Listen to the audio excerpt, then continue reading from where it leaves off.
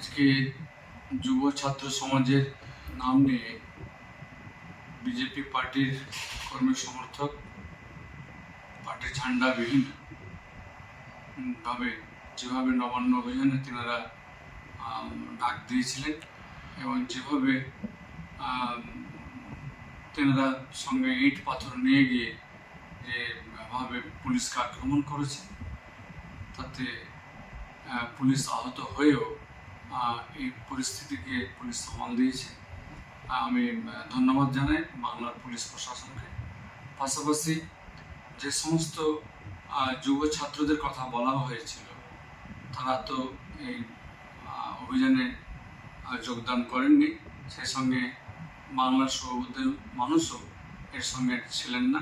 আমি সকলকে কৃতজ্ঞতা জানাচ্ছি যেভাবে পরিস্থিতিকে ঠান্ডা শান্তি শৃঙ্খলার সঙ্গে মোকাবিলা করা হয়েছে।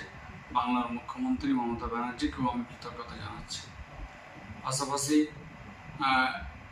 এই অভিযান সফল না হওয়ার ফলে যে উদ্দেশ্য নিয়ে তিনারা অভিযান করতে চেয়েছিলেন সেখানে সফল না হতে পেরে আগামীকালকে 12 ঘন্টার যে বাংলা বন্ধের ডাক দিয়েছে আমরা তার সমর্থন করছি না।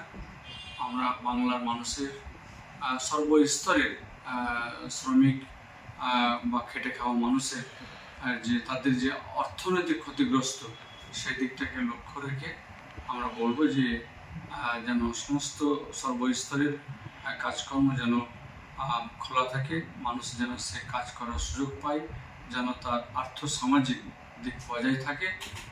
সেই সঙ্গে বিভিন্ন বাংলার সমস্ত পঞ্চায়েত সমিতি, জেলা পরিষদ, অফিস আদালত যে পরিষেবা পাওয়ার জন্য মানুষ যায় সেটাও যেন খোলা থাকে এবং পরিষেবা পায়। সেদিকে আমি তৃণমূল কংগ্রেসের সমস্ত কর্মীদেরকে আমি অনুরোধ রাখছি এই বিষয়ে আপনারা মানুষের পাশে থেকে তাদেরকে সহযোগিতা করবেন।